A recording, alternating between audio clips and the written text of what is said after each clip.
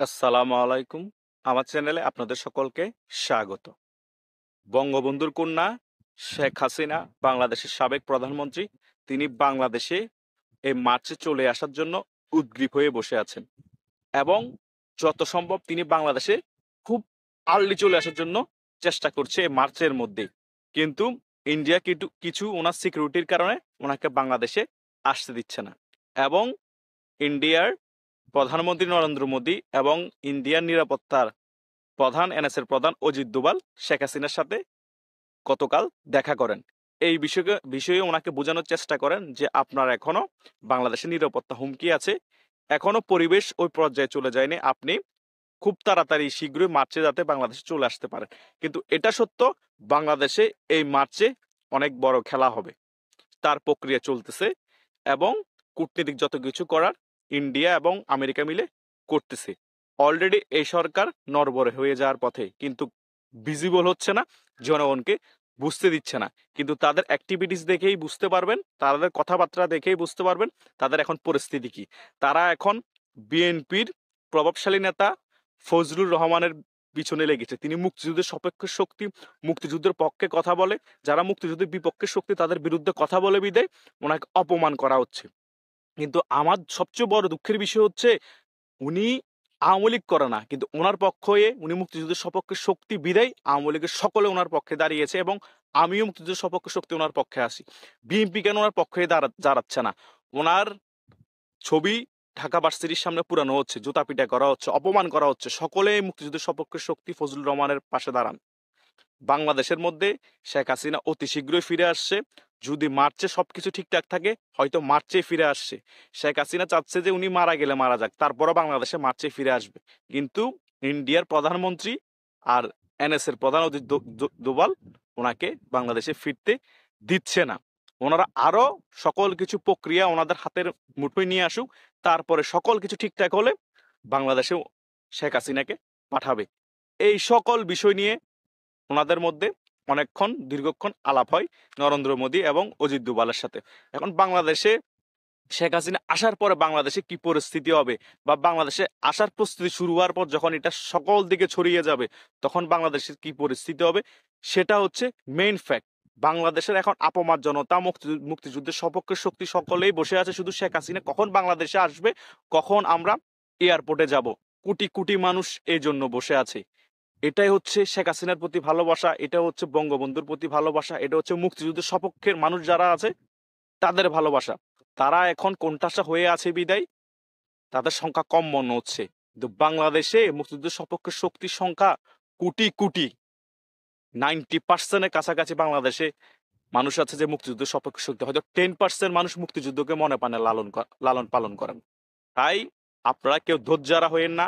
শেখ হাসিনা বিন্দু পরিমাণ সুযোগ যদি থাকে বাংলাদেশে চলে আসার, উনি চলে আসবে। এটা শুধু সময়ের ব্যাপার মাত্র। এটা আমি অনেকদিন ধরে বলতেছি। আপনারা অস্থির হওয়ার কিছু নেই। বললেই তো আর হুট করে চলে আসা যায় না। উনি চলে আসতে চাইলো, কারণ ইন্ডিয়া ওনার সিকিউরিটি ফার্স্ট, আগে ওনার সিকিউরিটি দেখতেছে। কিন্তু উনি মার্চের মধ্যে চলে আসার জন্য খুবই ট্রাই করতেছে। কালকেই অনেক কথা হয়েছে। কি কথা হয়েছে এগুলো এখনো লিক হয়নি, সেই কারণে অনেক কিছু ডিটেলস আপনাদেরকে আমরা জানাতে পারছি না। কিন্তু উনি যে দেশে অতি শীঘ্র চলে আসবে, সকল কিছু প্ল্যাটফর্ম রেডি করা হচ্ছে না বাংলাদেশে আসার জন্য, সেটা কিন্তু 100% আপনাদেরকে আমি বলতে পারি। কিন্তু তার আগে আপনাদের প্রতিজ্ঞাবদ্ধ হতে হবে 7 মার্চের স্প্রেয়া নিয়ে, যে বঙ্গবন্ধু বলেছিল আর দাবায়া রাখতে পারবা না। এইভাবেই আপনারা প্রতিজ্ঞাবদ্ধ হয়ে যে আমাদেরকে আর দাবায় রাখতে পারবা না। রক্ত যখন দিয়েছি রক্ত আরো দেব, তবুও এদেশের রাজাকারবাদ মুক্ত করে ছাড়বো। এটা আপনারা মনে প্রতিজ্ঞা করেন। আমাদের 7-8 মাসে অনেক ভাই ব্রাদার অনেক রক্ত দিয়েছে, ঘরবাড়ি ছাড়া হয়েছে, অনেকে মারা গিয়েছে। আর কেউ যাতে রক্ত দিতে না হয়, আর কেউ যাতে ঘরবাড়ি ছাড়া হতে না হয়, প্রতিরোধ গড়ে তুলতে হবে। প্রতিরোধ গড়ে তুলে মরে গেলেও সার্থক যে আমি যুদ্ধ করে মরেছি। এখন আমরা প্রতিরোধ গড়ে না তুলে আমাদেরকে মেরে ফেলা হচ্ছে, ঘরবাড়ি ছাড়া হচ্ছে, ফ্যামিলি কষ্ট পাচ্ছে। তো লাভ কি এই মৃত্যু নিয়ে? মরলে আগের মতো যুদ্ধ করে মরেন। ভাগের মতো একদিন বেঁচে থাকা উত্তম, বিড়ালের মতো হাজার বছর বেঁচে থেকে কোনো লাভ নেই। সে প্রতিজ্ঞা নিয়ে রাজনীতি যদি করতে পারেন, রাজনীতি করেন। বঙ্গবন্ধুকে যদি ভালোবাসেন, সে প্রতিজ্ঞা নিয়ে রাজপথে সোচ্চার হতে হবে, সংগঠিত হতে হবে। বিদেশ বসে বসে বড় বড় লেকচার দেওয়ার নেতা আমাদের দরকার নেই। কথা কি বুঝতে পেরেছেন? যাদের জানের হুমকি আছে সিনিয়র নেতা তাদেরটা ভিন্ন কথা, কিন্তু যারা ছোটখাটো নেতা তারা বিদেশ বসে বসে 5ই আগস্টের পরের দিনই চলে যায়, ফাঁকাফাঁকি করবে ফেসবুকে এসে, ফাঁকাফাঁকি করবে গ্রুপে এসে যে আমরা ঘর বাড়ি থাকতে পারতেছি না, ঘর জ্বালিয়ে পুড়িয়ে দিচ্ছে। তোরা তো ভাই দেশেই ছিলি না, তোরা ঘর বাড়িতে থাকতে পারছিস না, এসব ফাপড়গিরি কেন মারাস? যারা দেশের হয়ে, জনগণের হয়ে, মুক্তিযুদ্ধের সপক্ষের হয়ে যুদ্ধ করতেছে তাদের জন্য কিছু কর, তাদেরকে মানসিকভাবে সাপোর্ট দে। নিজেদের কথা না বলে, তারা তো দেশে থেকে যুদ্ধ করতেছে, তাদের লাইফ রিস্ক আছে, তাদের ফ্যামিলি রিস্ক আছে, তারা আর্থিকভাবে কষ্ট আছে, তারা খানা খানা খেতে পারতেছে না, একদিন এই জায়গায় থাকলে আরেকদিন ওই জায়গায় থাকতেছে। রোজার মধ্যে তারা কষ্ট করতেছে, বন জঙ্গলে থেকে তারা ভিডিও করতেছে। তার মধ্যে আমি একজন আছি, আরো অনেকজন এরকম আছে, ইউটিউবের মধ্যে এরকম অনেক যোদ্ধা আছে। কিন্তু বাংলাদেশ আওয়ামী লীগের মধ্যে কোটি কোটি কর্মী থাকার পরও আমরা হাতে গোনা কয়েকজন এখন খুব খারাপ সময়ে যুদ্ধ করে যাচ্ছি। আমরা কিছু পাওয়ার আশা যুদ্ধ করতেছি না, আর আমাদেরকে কেউ কিছু দেয়ও না। কথা বুঝেন নাই? এটাই হচ্ছে মুক্তিযুদ্ধের সপক্ষে শক্তি পাওয়ার। এটা হচ্ছে মুক্তিযুদ্ধের সপক্ষে শক্তি, যারা মনে প্রাণে ধারণ করে তারা সকল ধরনের চ্যালেঞ্জ নিতে প্রস্তুত। আর আমরা এখন চ্যালেঞ্জ নিচ্ছি, আমরাই সামনে বড় বড় কথা বলবো, কারণ আমরাই এখন চ্যালেঞ্জ নিতে প্রস্তুত হয়ে আছি। তোমরা যারা বিদেশ বসে বসে ফাফরগিরি মারাও, বড় বড় নেতাগিরি মারাও, তারা এখন চুপ অফ যাও। চলো, সুসময়ে আসলে তখন বড় বড় নেতা সাজবা, দুঃসময় নেতা সাজো। কর্মীদেরকে কথা বলার স্পেস দাও, পদ পদবি সাইডে রাখো। পদ পদবি দিয়ে পানি খেয়ে লাভ নাই। দলের দুঃসময়ে কতটুকু কাজ করেছে দলের জন্য, আওয়ামী লীগকে কতটুকু ভালোবাসো সেটা প্রমাণ করার সময় এখন। দলের সুসময়ে হাই বিদ্রোহ, লুঙ্গির তলে থেকে অনেক বড় বড় নেতা ছিল, এটা তো বাংলাদেশের মানুষ দেখতে পেয়েছে কারা লুঙ্গির তলে ছিল। তো তোমরা লুঙ্গির তলের মানুষ না যে আমরা এখনো বিশ্বাস করবে কি করে, তাই না? তাই শেখ হাসিনা দেশে আসার আগ মুহূর্তে আর বেশি দিন নেই, হয়তো সকল কিছু প্রস্তুত হয়ে যাচ্ছে। সেই কারণে সকলে সংগঠিত হতে হবে, দলাদলি বাদ দিতে হবে। বিদেশে বসে উস্কিয়ে না দিয়ে কিভাবে ভরসা দেওয়া যায়, সকলকে মোটিভেশনাল ভাবে কথা বলে উদ্বুদ্ধ করা যায় সেটা করো। আর সকলকে কিভাবে ফান্ডিং করে একত্রিত সাংগঠনিকভাবে একত্রিত করা যায় সেদিকে লক্ষ্য রাখো।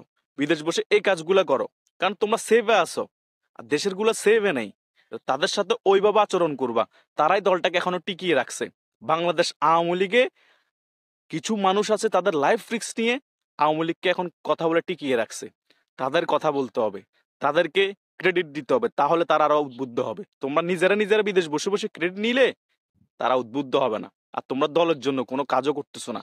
যারা আগে থেকে বিদেশ আছে, বহির্বিশ্বে রাজনীতি করে, তাদের হিসাব ভিন্ন। যারা পালিয়ে গেছে 5ই আগস্টের পরে, সাধারণ কর্মী, তাদের কোনো রিস্ক ছিল না, তারা বড় বড় ফাফন না মেরে নেত্রী কখন দেশে আসবে, দেশের যারা নেত্রী আসার জন্য সংগঠিত হচ্ছে, কাজ করছে, তাদেরকে কিভাবে হেল্প করা যাবে সে বিষয়ে মনোযোগী হতে হবে। তাহলেই আমাদের নেত্রী তাড়াতাড়ি দেশে আসা সম্ভব হবে। আর না হলে যতই আলোচনা হোক, দেশে আসতে কষ্ট হয়ে যাবে। নেত্রী যতই বাংলাদেশে আসতে চাক, কিন্তু নেত্রী মার্চের মধ্যে বাংলাদেশে আসার সম্ভাবনা ছিল। এখন কতটুকু সেটা আগায় নরেন্দ্র মোদী এবং অজিত দোভালের বৈঠকের পর সেটা দেখার বিষয় আছে। ধন্যবাদ সকলকে।